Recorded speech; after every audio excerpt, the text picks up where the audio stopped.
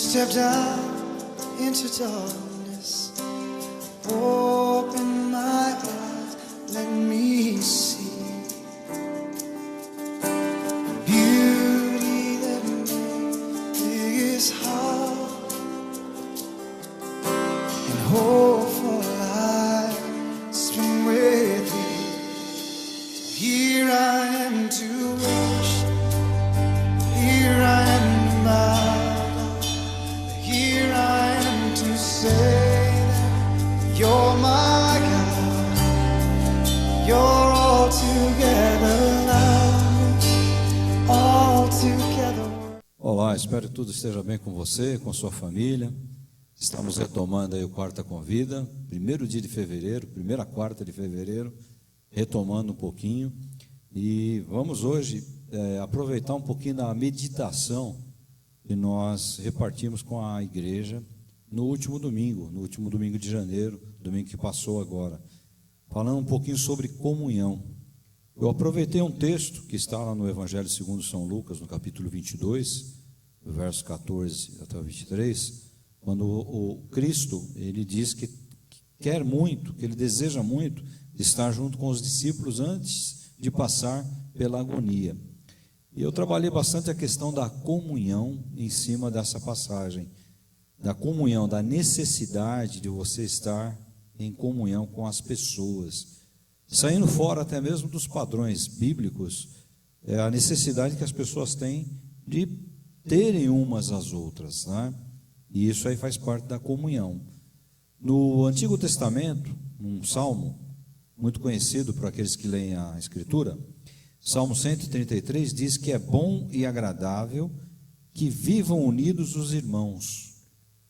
E ele faz uma comparação aqui daquilo que existia naquela época. O óleo precioso, o óleo da unção, né, sobre a cabeça do sacerdote, que era derramado. Desce pela barba, a barba de Arão, que era o sacerdote, e depois vai para a gola das suas vestes, ou seja, uma abundância de unção, uma abundância desse óleo. E ele compara também com o orvalho que se localiza em cima do monte, um monte que ele usa aqui, como comparação no verso 3, é o orvalho do Hermon, que desce sobre os montes de Sião, onde Deus ordena a bênção para sempre. Bênção e vida para sempre. A comunhão, ela é uma necessidade do ser humano e é uma necessidade da igreja.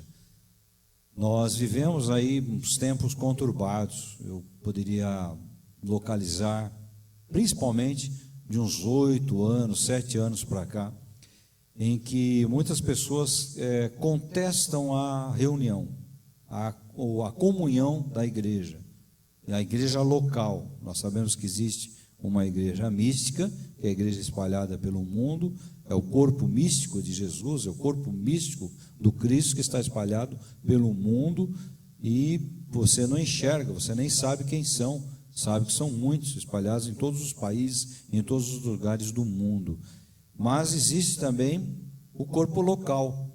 O corpo local é aquele que vai dar a sustentação a essa igreja que está espalhada pelo mundo. E o corpo local nós encontramos desde o Antigo Testamento. Deus, ele forma o homem e ele diz, não é bom que o homem esteja sozinho, vou fazer uma adjutora, uma pessoa que esteja ao lado dele. E depois ele diz assim para esse casal, ele forma e coloca no jardim ali principal. Ele diz assim, olha, cresçam e se multipliquem, sejam férteis sobre a terra. E aí então nós temos as descendências humanas vindo uma após a outra. Depois, no segundo momento, nós temos, na ocasião do dilúvio, nós temos um homem que entra naquele barco enorme, que é feito conforme as diretrizes divinas. Ele entra naquele barco enorme e entra composto de famílias. Então entrou o Noé, entrou a sua esposa, entraram seus 3 filhos, Sem, Cã e Jafé, e as esposas respectivas, né? Então nós temos ali 4 famílias. Noé e a sua esposa não podiam mais gerar, mas Sem, Cã e Jafé foram os responsáveis pela proliferação, por aquele cresça e se multiplique. E aí vão se formando grupos que vão se espalhando, que vão povoando a terra, que vão conquistando lugares, que vão tratando dessa terra para que haja a manutenção e etc, etc, etc.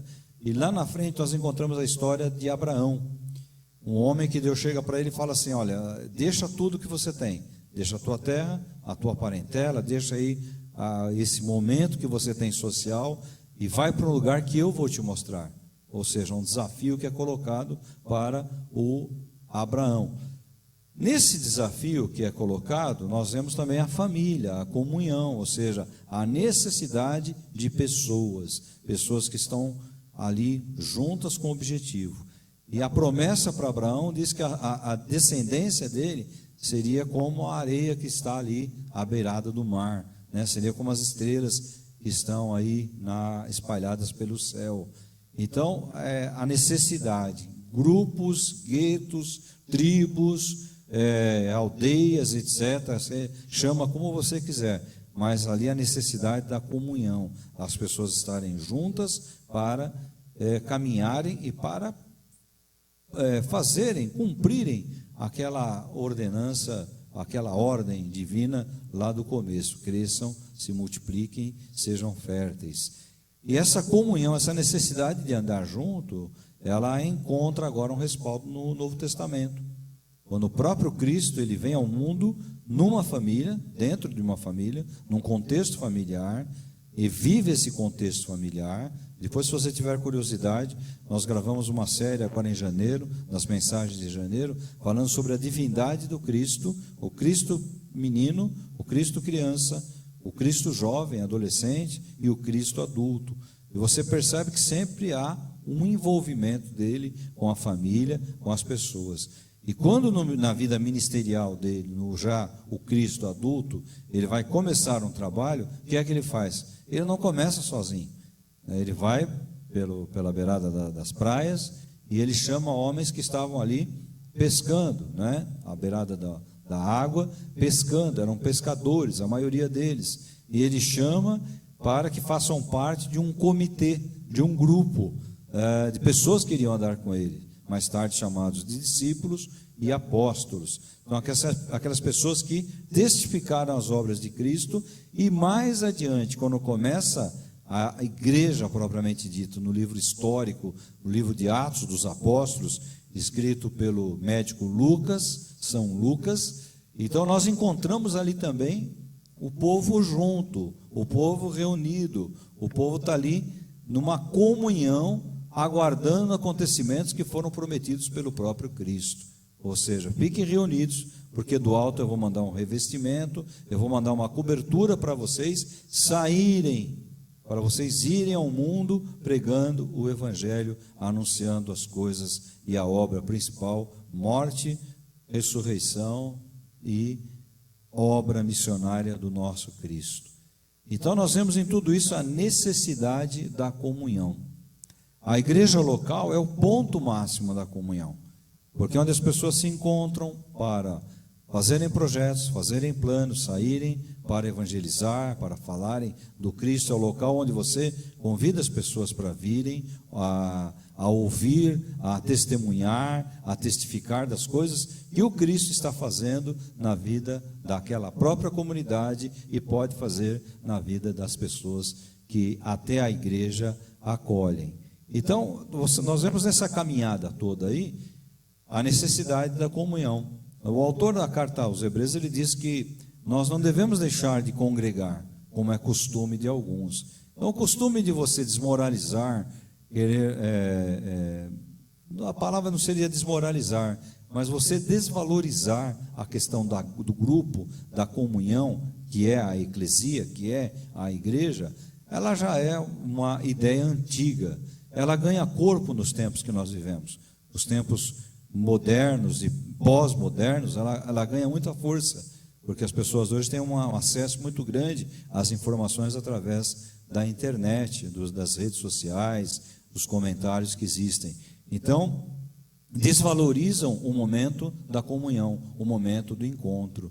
e que tem o seu ponto máximo na celebração da ceia do Senhor, quando nós temos o cálice e o pãozinho simbolizando o corpo e o sangue do Cristo. Então, esse momento que nós fazemos a ceia, por exemplo, é o momento da comunhão, onde a igreja coletivamente entende a obra do Cristo, a missão do Cristo, e procura colocar em prática isso aí. E hoje nós ouvimos muito. Hoje, como eu falei, talvez uns 8 anos para cá, 10, 8 anos para cá, ganhou muito corpo essa ideia de que eu não preciso de igreja, né? Então, às vezes por necessidade, as pessoas se reúnem em hotéis, as pessoas se reúnem em salões, mas ali não deixa de ser a igreja, ali continua sendo a igreja. E muitos dizem, eu não preciso da igreja, porém às vezes se reúnem num salão de um hotel, né? num local social, num salão social de um condomínio, de um prédio, ou seja, ali está a igreja não é o local, a igreja é a reunião, a igreja é a associação, é esta comunhão de pessoas. Então, quando você vê uma pessoa dizendo que eu não preciso de igreja tal, saiba que essa pessoa está sendo usada pelo maligno, porque a ideia não é humana, a ideia de chamar, de caminhar, de estar juntos, de ter a comunhão, ela é bíblica, como eu coloquei aqui, desde o Antigo Testamento, e essa ideia é prosseguida pelo Cristo e depois prosseguida pelos discípulos, pelos apóstolos. Então é muito importante você entender, quando as pessoas encostam em você e falam, não preciso de igreja tal, saiba que essa pessoa ela está errada e está sendo usada pelo maligno, porque ela está tentando desconstruir, desvalorizar uma ideia que não é nossa. Não foi a nossa ideia fazer isso. Essa ideia, ela é presente do Antigo Testamento, ela entra pelo Novo Testamento e vem pelos tempos da história da igreja. A história da igreja. A igreja se reúne, forma um corpo e sai para evangelizar e cria uma congregação, uma outra igreja daquela, e cria outra e cria outra. A água da vida mesmo é um exemplo disso, não é?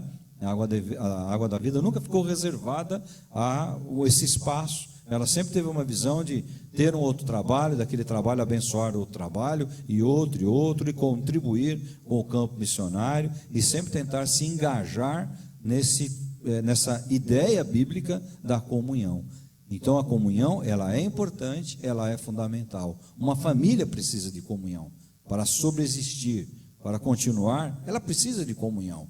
E para encerrar, eu digo, a comunhão não significa que todo mundo pense igual. O começo da igreja era muito bacana. Lá no livro de Atos dos Apóstolos diz que todo mundo tinha tudo em comum. As pessoas não eram egoístas. Então as pessoas vendiam e repartiam o que tinham e queriam que todos vivessem uma vida comum. Hoje isso é impossível. É impossível você fazer isso aí. Mas você tem ideias diferentes, às vezes você gosta de uma cor, a pessoa gosta de outra, às vezes você acha que a igreja tem que estar mais clara, mais escura, que a igreja tem que sair mais, sair menos, que durante o período que você canta as músicas tem que ser meia hora, 40 minutos, outro acha que é 15 minutos, mas tudo isso termina quando nós temos a comunhão na pessoa, obra e missão do Cristo, porque tudo fazemos para que o nome dele seja levado adiante, né? Para que o nome dele seja honrado nas nossas vidas, para que nós possamos honrá-lo, reconhecendo o sacrifício que ele fez por nós. Então a comunhão, ela é fundamental, e eu estou escolhendo esse tema exatamente para retomarmos o Quarta com Vida. Até a semana passada estava aí contando as minhas histórias, né? Mas retomando o Quarta com Vida, que esse ano aqui vai ter algumas novidades. Então esse ano, inclusive, nós vamos ter uma participação especial, um Quarta com Vida diferente. A gente quer fazer uma vez por mês uma participação de alguém, de um convidado especial, um formato um pouco diferente, para que você também perceba, né, que a gente caminha sempre sobre assuntos e é interessante demais ouvirmos a opinião das pessoas. A nossa ideia é até abrirmos para que você possa participar. Essa é a nossa ideia, a gente vai trabalhar para que isso dê certo, ok? Liga aqui esse primeiro Quarta com Vida aí do ano de 2023, e Jesus abençoe a tua vida, e que a gente possa caminhar juntos aí, discutindo, comentando e falando sobre vários assuntos. Um abraço, Jesus te guarde. Light of the world, you stepped out into darkness, Open my eyes, let me see beauty that makes this heart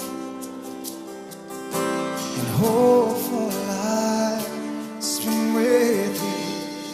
So here I am to worship, here I am to bow down, here I am to say that you're my